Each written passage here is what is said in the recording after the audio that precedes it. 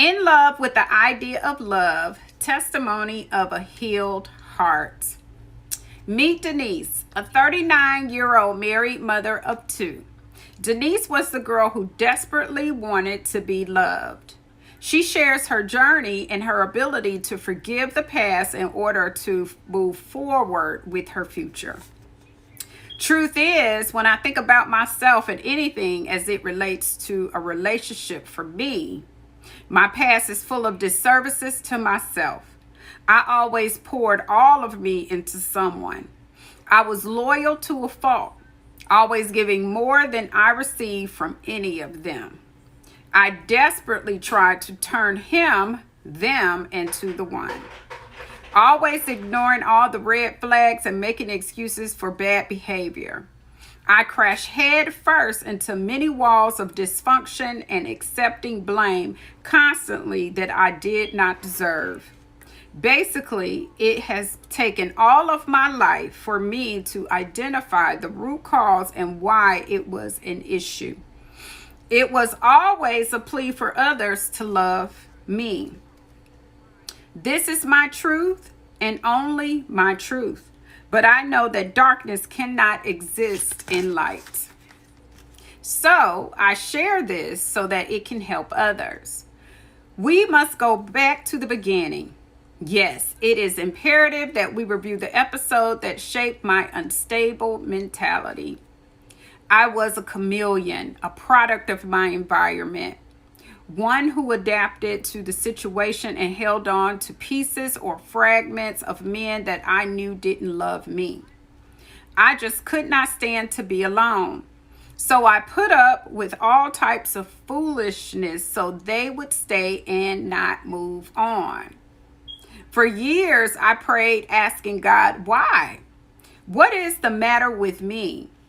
I was constantly begging for the return of love from individuals who held their love hostage. Hey, welcome. They had hidden agendas. I realized far too late that I cannot make, change, or do anything to remove scales from the eyes of a person in love with themselves.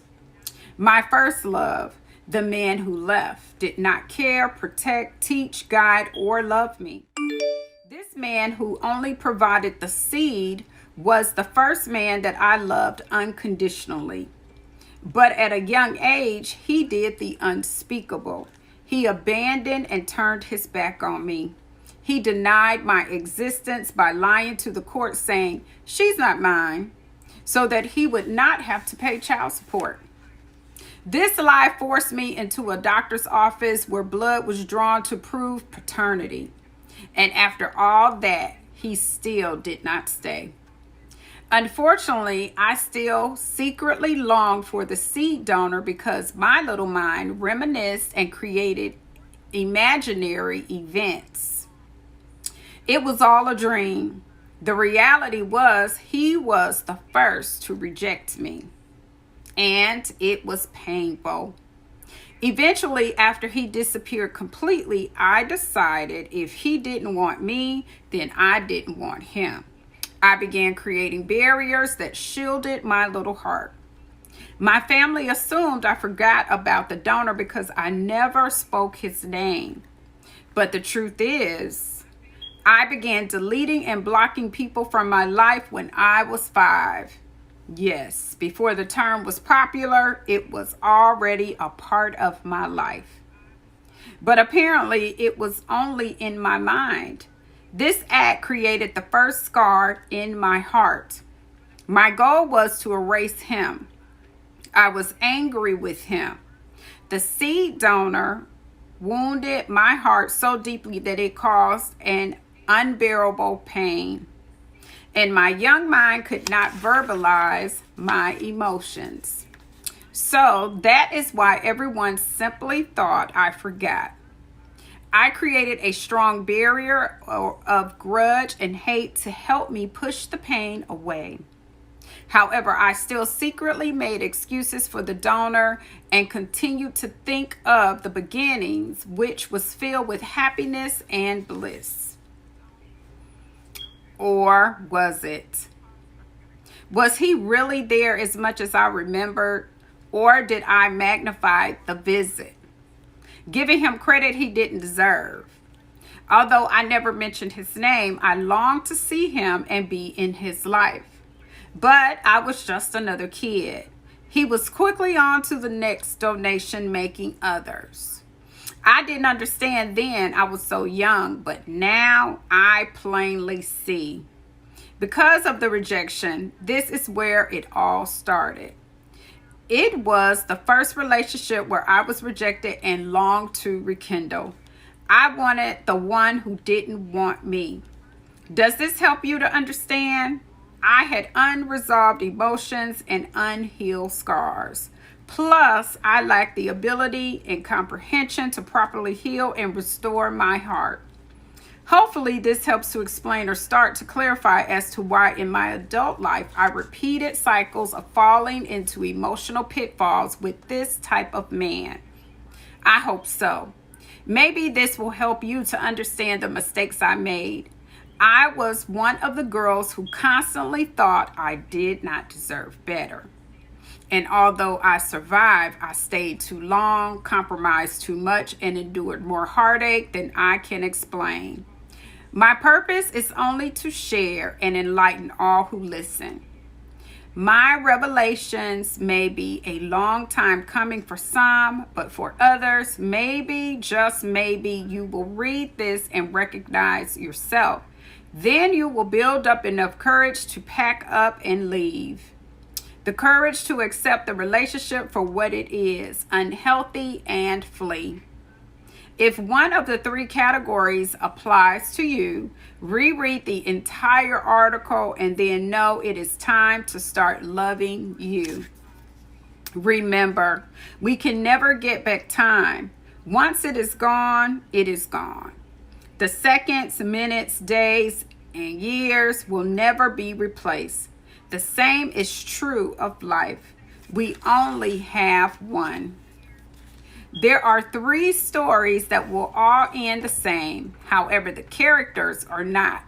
The abuser, the cheater, and the manipulator. Each one was the benefactor of my love. Sadly, the return was poison. Each relationship ended in heartache and regret. After wasting half of my life on empty promises and either physical or mental abuse, I finally chose me. This process requires the dismantling, deprogramming, and restructuring of a damaged, abused, and scarred, blackened heart. None of them wanted me, only what I could give, or better yet, a benefit that I guess only I could provide. And this left me broken with a partially empty soul. Alcohol couldn't repair this, and attending regular Sunday service couldn't repair this. My healing required turning everything over to God, allowing Jesus into my heart and turning away from everyone who constantly caused pain. My revelation was this: Jesus is my true love. I became hungry for him. Who was he? What did he stand for? What was this love he preached about? Those questions forced me to examine myself for the first time. In my discovery, I found the following truth.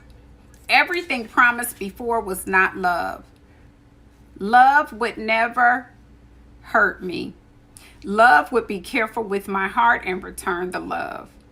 I freely gave. The more I read my Bible, I began to realize that the change that was necessary for me to heal had to begin with me. I needed to truly forgive the incidents of my past so that I could embrace my future. I was stuck in despair, heartache, and mistrust. Therefore, in order to forgive, I had to completely trust that God is who he is, Alpha and Omega, the beginning and the end. Once I was able to do that, I let go of the hurt and bad memories. I began a journey of peace. Every aspect of my life, my physical, mental, and my very existence depends on my ability to walk in faith. Quickly, I found myself wanting to be loved like Jesus loves me. And in order to do that, I had to find out just how damaged I was and why I was still crying for a relationship from a father who did not raise me. The bottom line is there is no comparison. So I began to explore by reading and studying the word. With every waking breath and heartbeat by heartbeat, I replace the imaginary love with unconditional love of God. True love gives peace, comfort, and joy. True love will sacrifice beyond all comprehension. I discovered that it is a love that never fails. My healing process not only involved the forgiveness of the ones who hurt me, but also the forgiveness of myself. I learned that I did not love myself. This was evident in the thoughts I held on to about who I was, my value.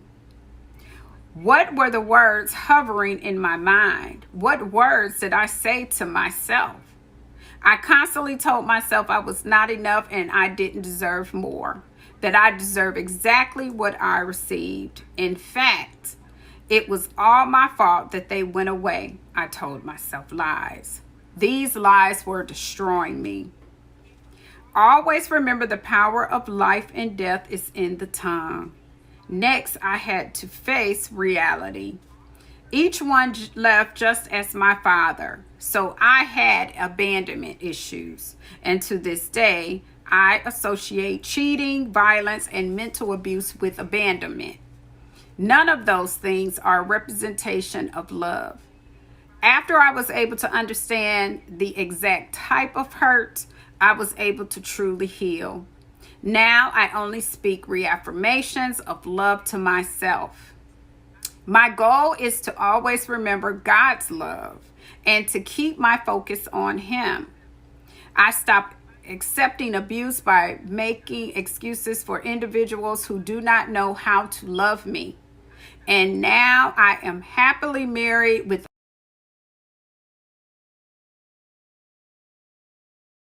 So, welcome, welcome, welcome. We are with Crystal, aka Absolute Foolery, and we are here for Q&A. Earlier, we read and recorded from the book TheGift and the story In Love with the Idea of Love, Testimony of a Healed Heart.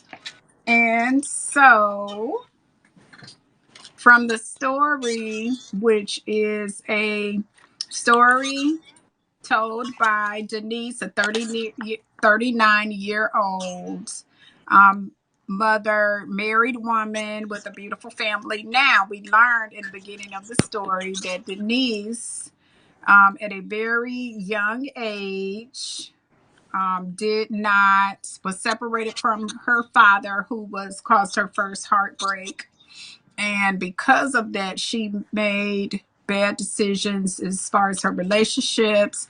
And she basically had to deal with those insecurities and heal her heart and understand that what she was saying to herself, her allowing herself to take the abuse, was not love, and ultimately forgiving herself, forgiving the people, and now she's happy. The first heartbreak she discovers is from her biological father, who she calls the donor. We find out that the donor, at I think she said 5 years old, she developed her first grudge and hatred for man. And it was because her father denied her, and basically because he didn't want to pay child support. And she had to do a paternity test, and she was angry and bitter about that. And although she gave off this persona like she didn't need him, she didn't want him, she had deleted him, she blocked him, she couldn't stand him, she secretly longed for the person that didn't want her. So that is basically the life, that what she gave. She wanted the guys who did not want us. So what are your thoughts so far about the story? You heard the story, and what did you think about the theme, the plot, the results, the steps she took, the tone, as far as how she presented herself? Do you think she was too angry? Do you really think she forgave? Do you think she left something out of the story? What are your thoughts? Did she forgive? Mm-hmm. That's a question for you. Well, so did she truly forgive? Mm-hmm. Mm. And ultimately, we only can go by this, the story. Let me see. Let's pull up the story. So she says she had to forgive them and she had to forgive herself. How Mm-hmm. do you know if you've forgiven someone? Because you can, have lip service. That's a good point. So how do you know if you truly forgave someone? What happens? I think what happens is like you forget about what happened that made you not, want to be around this person, that made you stop, and you just forget all about it, and it's just back like normal. I think that's when you know that you have forgiven them. Like So if does you, forgiveness mean that you have to be friends with them or still have a relationship with them? not necessarily, because you can forgive, you know, for your sake and move on with your life. Mm-hmm. I like that, because some people will say, you're supposed to be a Christian. Being a Christian doesn't mean that you allow people to walk all over you. I agree. I'm a Christian. I forgive you, but I let you back in my life. You ain't did no repentance. You still the same person. You come back and keep trying to do the same thing. It's not a revolving door. Oh, congratulations. Thanks. Oh my gosh. Score Yeah. 500. Thank you for the Mm-hmm. snack. So this is actually great conversation. Honestly, if it was me, I was Denise, I would not have any dealings with him, but it does not mean that I don't forgive him.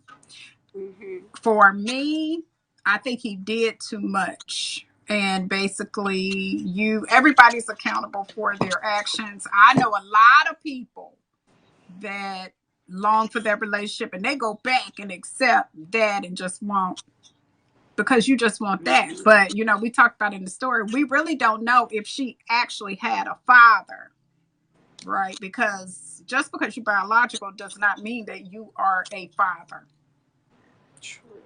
And we don't know what true love her family gave her. We just know that she longed for somebody that didn't want her. Mhm. So I don't know. I hope the true test, I would think, is if you know whether or not she forgave him, is if she is able to be cordial. And like you said, like if he was to walk in a room and you're Mm-hmm. able to be like, hey, how you doing? Even if you leave, you speak and you go, and you're Right. not, you don't have any resentment. That's how you know. Um, Now, in the story, just seeking God was enough to forgive him. But a lot of people need that, and they need therapy. And what are your thoughts about But therapy? Okay, go ahead. I support therapy 100%. I have friends who is now in therapy, and they have good results, and I'm happy that they are becoming happy. Mm-hmm. But what about people who don't support it? Some people, because yes, I do agree with what you're saying, but some people won't go the extra mile for the help that they really need, if that makes sense. Okay, so think about think about it like this. We just talked about, we identified that, we're friends some type of way, whether or not, whatever relationship it is. This could be a friend, this could be a family member, this could be your husband. But that relationship is toxic. So basically, you have issues you have not resolved or dealt with, and you just keep taking it out on me, taking out on me. So I'm a punching bag. I'm a punching bag. Mm. Now, I firmly believe that the word heals, it restores. I know if you seek, the Lord with your whole heart, your soul, and your mind, He can restore you. Okay, but He restores you, and you got to still go back out there with them people. So who is your accountability partner? Who is the sounding board? Who can you talk to so that you can understand you are not crazy, right? Because you are talking to God and He gives you the information. But in the heat of the moment, when you should, because we're all human and we fall and we slip, right? Who is the person that you could talk to? And if you don't have nobody, you really need a therapist, because you got to understand your friends are not a therapist. Your mama not, well, mine not a therapist. She just be like, girl, you shouldn't have did that. Well, the therapist gonna say it a different way. Right. And I would rather hear it from the therapist. Sometimes hearing it from your mama just sound like she fussing, okay? I've been hearing it all my life, right? Sometimes she just don't Child, want to be fussed and at. she definitely be fussing, okay? So we got to take accountability for our own emotional intelligence and our mental stability. And honestly, people don't understand that emotional intelligence is huge. When you should, because we're all human and we fall and we slip, right? Who is the person that you could talk to? And if you don't have nobody, you really need a therapist, because you got to understand your friends are not a therapist. Your mama not, well, mine not a therapist.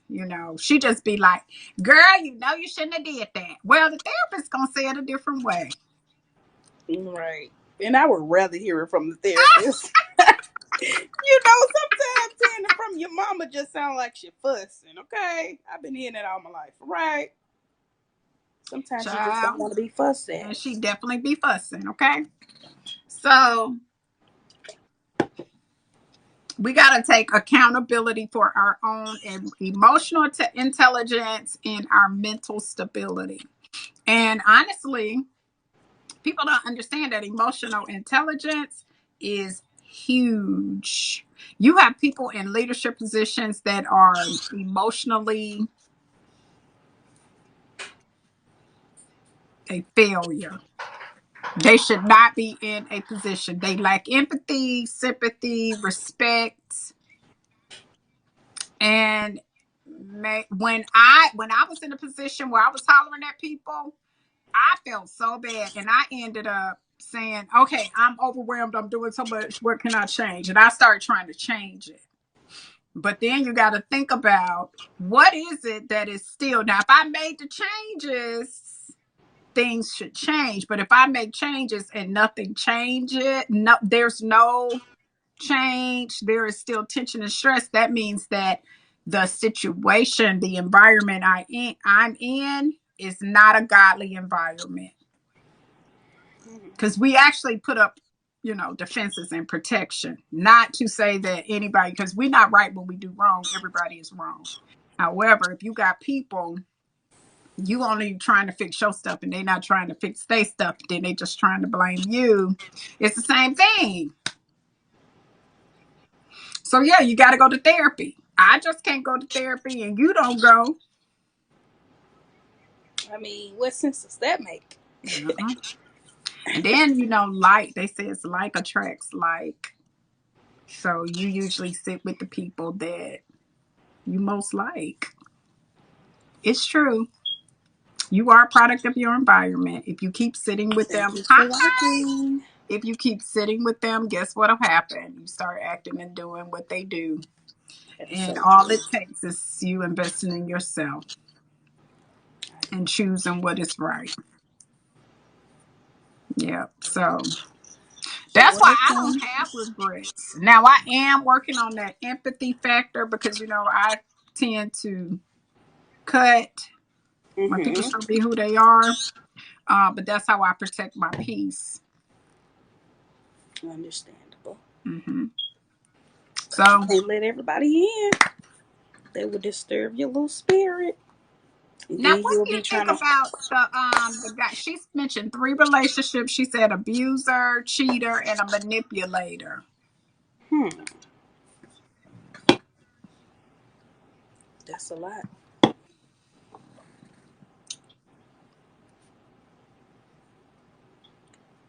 What do you think was the breaking point? Mm. The abuse. Do you? Mind games actually last longer than physical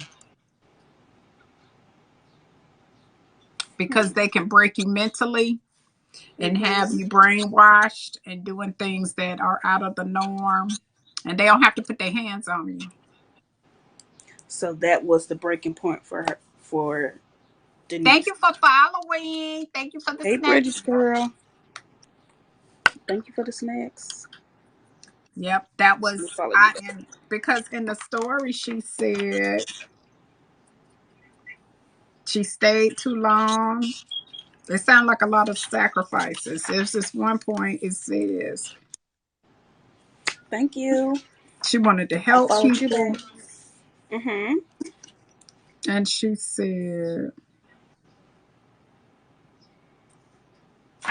she wanted to let people anybody can hear. She said,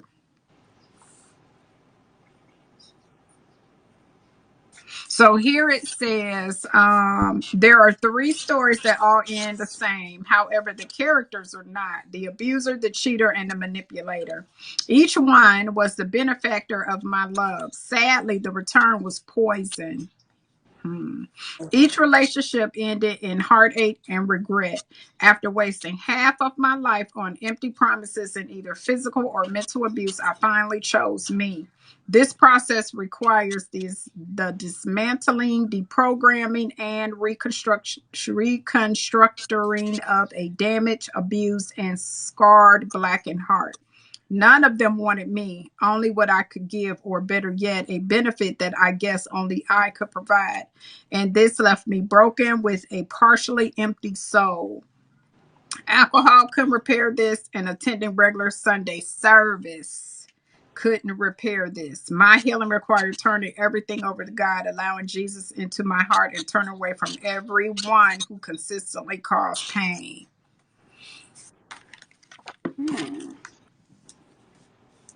That's just a little piece of it. So that means she separated herself from everything. I was But just the about to say mind that. games, the mind, because you gotta, so this is the thing what I found about and all of it is bad. So domestic violence, we have the nonprofit, but um it is so hard. So if you got somebody that's abusive and a manipulator, like all three, they are dangerous. They That's dangerous. tough. That is Ooh. tough. Mm-hmm. Because you got different types of abusers, how it happens and how they hide it. Some of them just, maybe they don't even really want to be with you, so they like pop you, leave me alone type stuff, which ain't good. You need to pop them back. Just kidding. Leave, leave, leave, but tell your brother, tell your daddy. So, but you got some that break you down.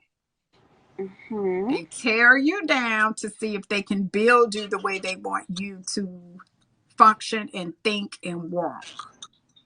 And if they can tear you down and rebuild you mentally so you think that they are everything, they separate you from your family, like all of that. It Okay. takes time. And honestly, the best thing they can do is decide they don't want to be with you anymore. Because would you really leave somebody that you think is really has your best interest at heart? You won't. Mm-mm. You really Somebody wouldn't. will have to, you got to get fed up. Right. And I always wonder why they just won't leave. Hmm. Because they can't.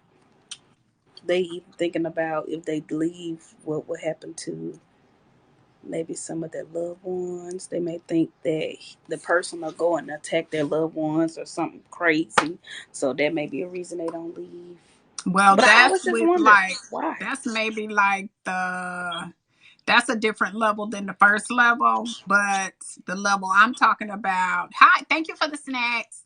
Hi, B Thank you for the level, walks snack. in here. Um, Hello. there, there is a type of manipulator that never puts their abuser, a mental abuser that never physically hits. And Mm-hmm. the person, they have broken them down and rebuilt them in the way, and now they can be mentally abusive. They're not going to leave because they think they can't